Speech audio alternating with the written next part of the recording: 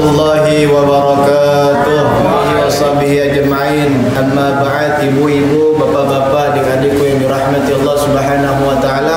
Alhamdulillah pada malam hari ini kita dapat istiqamah melaksanakan rutinitas kita, yakni membaca Ratibul Haddad. Mudah-mudahan keberkahan daripada Ratibul Haddad kembali kepada kita, keluarga kita, anak-anak kita, dijadikan anak-anak yang salihin wa salihat. Amin ya rabbal alamin.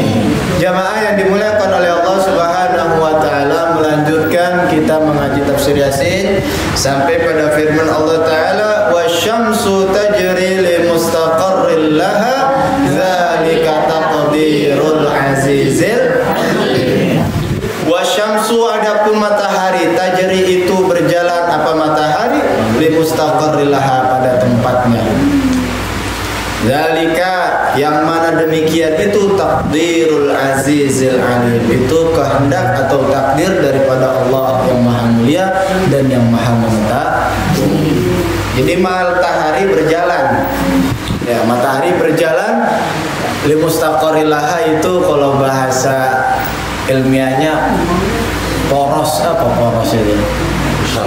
Ya, tempatnya. Ya, jadi ada tempatnya, jadi muter. Bumi pun mutar, matahari juga berputar. Dan semuanya itu siapa yang menghendaki? Allah. Kira-kira adakah Tuhan yang lebih hebat daripada Allah Subhanahu wa taala, yang bisa menciptakan berbagai macam, baik manusia, tumbuhan, hewan, dan lain sebagainya. Semuanya nggak ada kecuali Allah Subhanahu wa ta'ala. Subhana ma khalaqta hadza batilan. Ya, jadi apa yang Allah ciptakan itu nggak ada yang batil, sia-sia. Ya. Adanya orang kena sakit rabun berarti nanti adanya kaca mata. Jadi semuanya, adanya obat nyamuk, baygon, ya, lavenda, sopel, dan lain sebagainya, ya Allah menciptakannya nyamuk. Begitu juga Allah menciptakan an-nasun ajnasun, manusia beraneka ragam. Ada putih, ada hitam, ada manis, ada pahit, ada masam,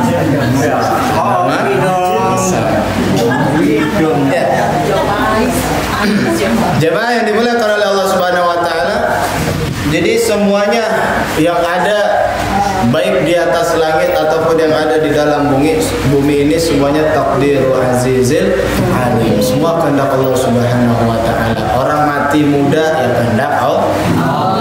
Allah mati, Allah mati sampai. Manusia mati kena jantung, ya kehendak Allah. Orang mati kena corona, kehendak Allah. Jadi jangan sampai ketauhidan kita digadekan dengan makhluk. Jangan sampai ketauhidan kita digadekan kepada makhluk. Ya, aduh, gak ada duit mate iki. Ya, kadang-kadang kita kalau ngomong gitu ya.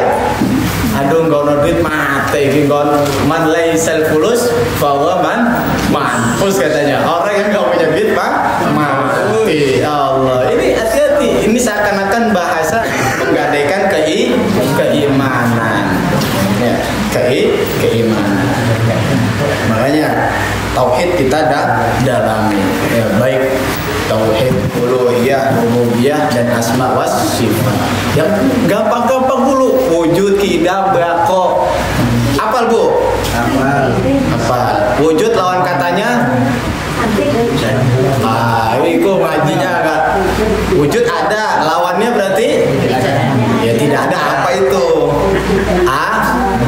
Adam. Wujud lawan katanya Adam. Jadi kadang-kadang orang itu hafal sifat 20 tapi nggak hafal sifat mustahil. Aqaid 50. Apa itu aqaid 50? Sifat wajib bagi Allah, mustahil dan wajibnya. Sifat mustahil dan wajib bagi Rasul. 20 tambah 20 berapa?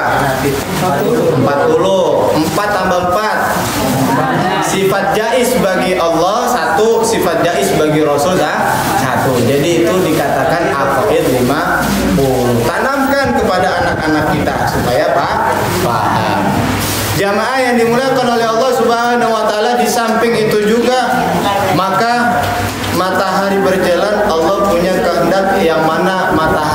akan diberhentikan. Singkoi tenang dulu. Ayo ngurusi jajan. Jadi yang mana besok Allah Subhanahu wa taala akan menyuruh malaikat Jibril alaihissalam mengepaskan matahari dan bulan masuk ke namanya pintu, ada namanya pintu taubat. Ya, pintu taubat. Matahari dan rembulan dijadikan satu di dalam situ. Ya, kemudian tidak dimunculkan sampai hari kiamat. Ya, munculat mor-mor toko barat ya. Maka ketika itu la yanfa'ul buka, nggak ada yang bisa manfaat lagi. Nangis pada saat matahari terbit dari barat udah kagak bermanfaat. Nangis ya, taubat udah nggak bermanfaat ketika matahari terbit dari barat. Makanya nanti pintu tobat atau kamar tobat yang disediakan untuk matahari terbit dari barat itu yang mana akan ditutup oleh Allah Subhanahu wa taala dan tidak ada manfaatnya tangisan manusia untuk beristighfar kepada Allah Subhanahu wa taala. Kira-kira ini ceritanya menceritakan hal ihwal akhir. Ayat wasyamsu tajri li mustaqarrin laha menjelaskan bahwasanya akan ada hari setelah hari yang sekarang ini. Orang mati, kira-kira selesai sampai di situ? Tidak. Datang lagi malaikat Munkar Nakir menanyakan kepada kita, man rabbuka, man nabiyuka. Besok, ya. Wa yub'atsu man fil qubur, manusia akan dibangkitkan lagi oleh Allah Subhanahu wa taala dari dalam kubur. Ya, digiring semuanya kepada mahsyar. Ya, alatal urata. Ya, enggak pakai kaki, enggak pakai sendal, enggak pakai baju, telanjang kita semuanya digiring. Ya, maka kata Siti Aisyah, apakah nanti ya Rasulullah yang laki melihat perempuan, perempuan melihat yang laki-laki? Tidak, semuanya tidak akan mengurusi gitu-gitu. Enggak ada namanya kita melihat wanita dalam keadaan telanjang ataupun wanita melihat laki-laki dalam keadaan telanjang. Tidak, semuanya tersibukkan akan urusannya masing-masing. Semuanya berjalan untuk dimintai pertanggungan jawab dari Allah Subhanahu wa taala.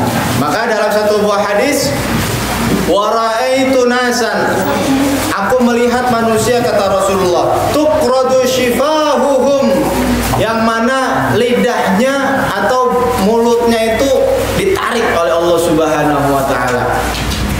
Fakultu, maka aku bertanya, ya Jibril, wahai malaikat Jibril, man haulai, siapakah mereka itu? Wahai Jibril, siapakah orang itu yang mulutnya ditarik sama Allah Subhanahu wa taala, yang lidahnya ditarik oleh Allah Subhanahu wa taala?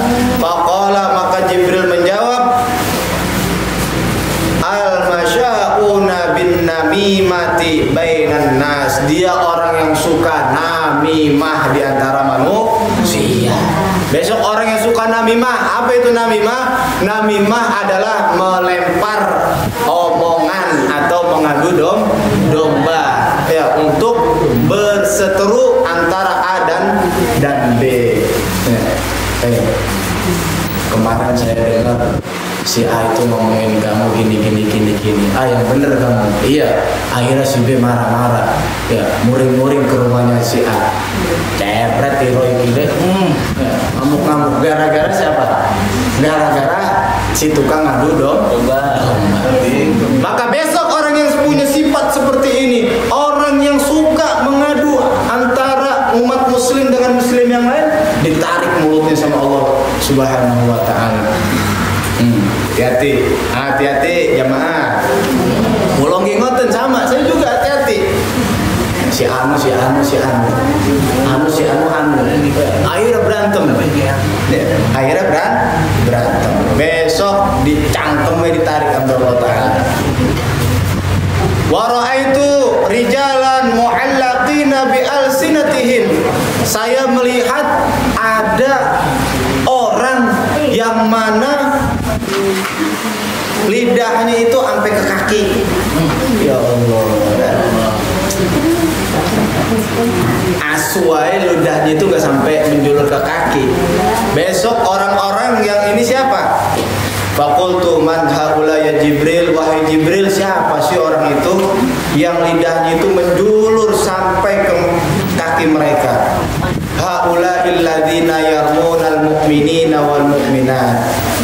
bighairi maktasabu. Dialah orang-orang yang mana melempar kepada orang mukmin laki-laki atau orang mukmin perempuan bighairi maktasabu, dengan apa yang tidak dikerjakannya. Memfitnah. Ya, memfitnah. Padahal kita nggak melakukan hal itu, tapi difitnah sama orang, kemudian apa? Sampai orang itu berseteru musuhan sama kita. Makanya ibu-ibu, bapak-bapak, jamaah yang dirahmati Allah, jangan mau kita diadu domba.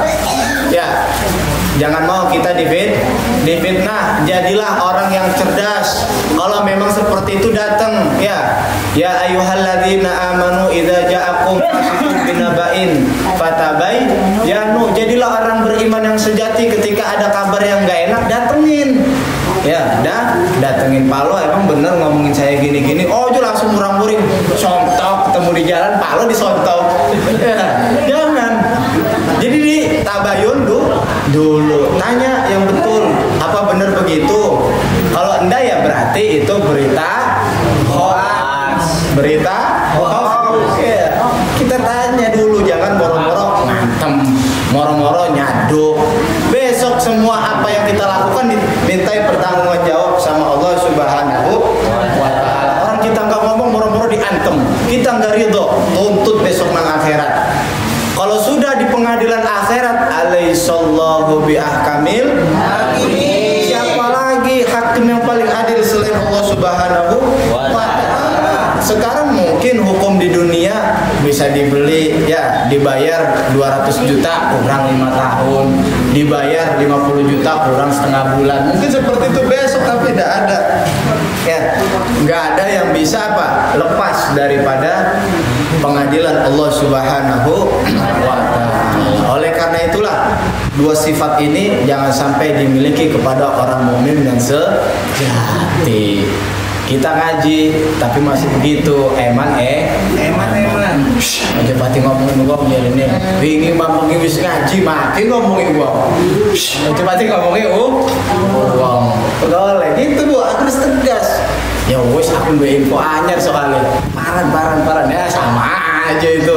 Ya jadi tegas kita menolak diajak ngomongin aib orang lain, diajak ngomongin gibah orang lain, diajak memfitnah orang lain. Jangan mau, karena semuanya akan innamas sam'a wal absar wal fuad kanu ulaika anhu mas'ula. Setiap mata, hati, telinga kita, semuanya anggota tubuh kita kepada Allah Subhanahu wa Ta'ala akan dimintai pertanggungjawab. Mata kita dilihat buat apa? Banyakan mana baca HP sama baca Al-Qur'an?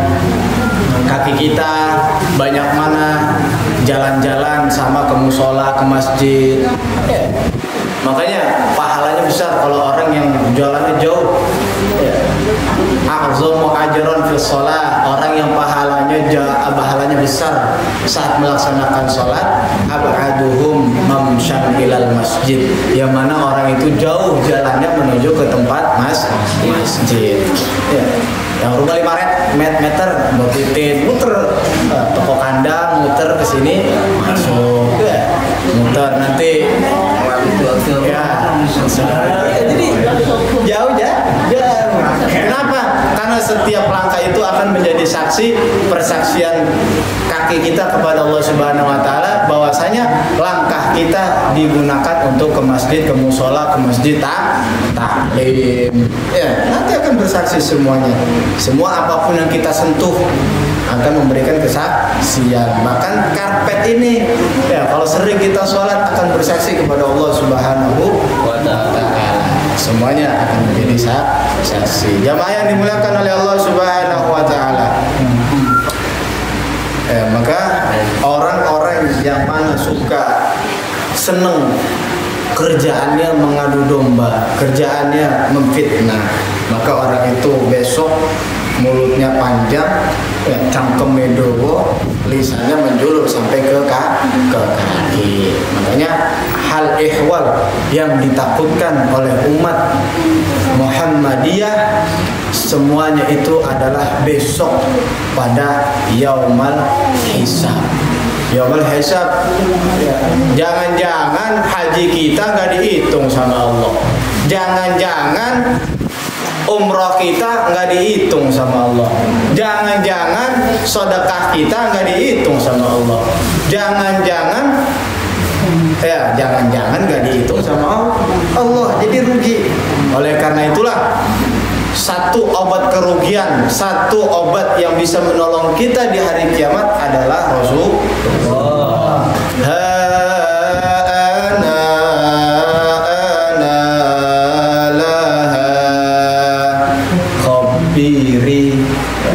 Jadi ha'analaha, saya sini. Siapa yang butuh syafaat datang kemari. Nabi Adam dimintain, jangan minta ke sana. Dulu saya, ya Adam uskun anta wa zaujukal jannah wa la taqraba hadhihi syajarata fatakuna minaz zalimin. Disuruh sama Allah jangan deketin pohon syajaratul khulud.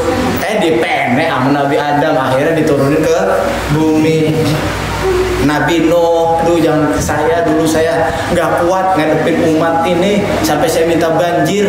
Ya, semua Nabi punya doaun mustajabun, doa mustajab, tapi semuanya sudah dipakai.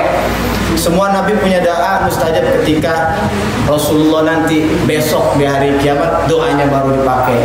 Allahumma sallim ummati, Allahumma sallim ummati, ya Allah selamatkan umatku. Jadi setiap kita mau lewat, kita didoain sama Rasulullah, dan itu doa yang tidak akan pernah ditolak oleh Allah Subhanahu wa ta'ala. Jadi ada syafaatul uzma, namanya pernah kita dengar ya. Apa sih syafaatul uzma itu? Syafaat yang paling besar, puncaknya syafaat. Jadi nanti antara guru dengan murid, orang tua dengan anak itu bisa memberikan syafaat setelah diberikan syafaatul uzma. Ya, bisa. Ya, nanti saya ngikutin guru saya, guru-guru saya sampai ke Rasulullah. Itu bisa diberikan syafaat. Para imam mazahib memberikan syafaat kepada pengikutnya. Semuanya bisa setelah diberikan syafaatul uzma. Bahkan kita seumpamanya kita ahlun nar, kita ahlun neraka, harus wajib masuk neraka, tapi kita dulu kamu sering ikut dibaan, dulu kamu sering hadir berjanjian, dulu kamu sering ratib, dulu sering mencari ilmu untuk menambah ilmu, mendekatkan diri kepada Allah, mencintai Nabi Muhammad. Aku kasih kamu syafaat. Maka ketika kita masuk ke dalam nerakanya Allah, neraka itu adem-adem aja. Neraka itu adem-adem aja. Ya. Mana dalilnya? Itu dalam surat Al-Lahab. Dalam surat Al-Lahab ada Abu Lahab aja. Abu Lahab seneng doang saat lahirnya Nabi Muhammad dapat dispensasi azab setiap hari Senin. Apalagi kita yang diberikan langsung syafaat kepada Rasulullah Muhammad SAW, maka neraka itu adem. Ya, tapi nggak enak gitu loh. Adem tapi nggak enak. Ya, jadi siksa dulu digodok. Ya tapi adem. Ya, tapi adem, nggak kerasa panasnya. Mudah-mudahan kita semuanya orang yang ahlu syafaat daripada Rasulullah Muhammad SAW. Makanya Bu, kalau ada majelis, kalau ada apa, itu ladang akhirat kita. Bantu. Ya, nggak harus mewah kok, nggak harus mewah. Dan bersedekah tidak harus menunggu kaya. Kalau kita sudah kaya takutnya luput, takutnya lupa, eman. Ya. Jadi belajar dari hal yang kecil. Kalau hal kecil aja kita nggak mau belajar, bagaimana hal yang besar?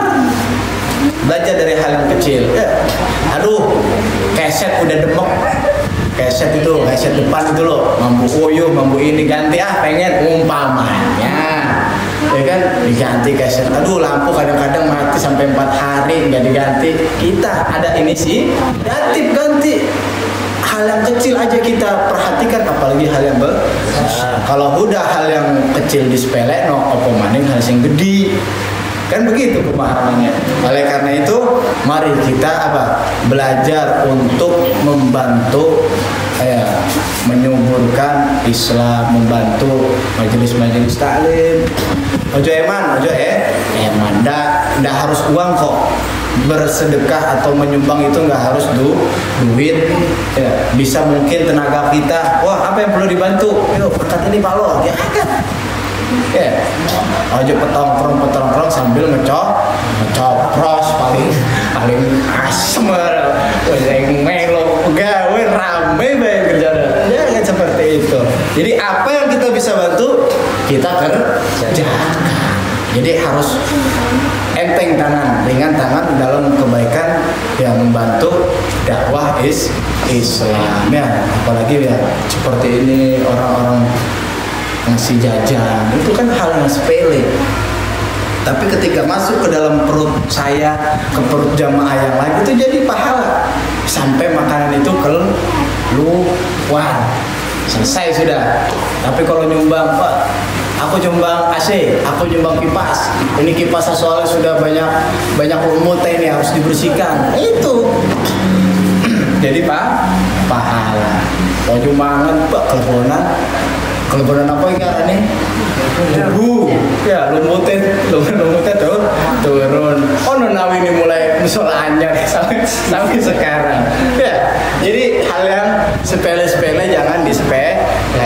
Jamaah yang dimuliakan oleh Allah Subhanahu Wa Taala, sekali lagi, ya mudah-mudahan orang yang selalu membantu Islam akan Allah bantu besok di hari kiamat. Karena kata Rasulullah, saya akan menjanjikan kepada orang-orang yang membantu agama saya, membantu agama Allah Subhanahu Wa Taala, baitun bi rahwatil jannah, dengan rumah di pinggiran surga. Ya min tahtihal anhar, yang mana di bawahnya mengalir sungainya di surga, nggak sama kayak sungai Kalilo, beda ya.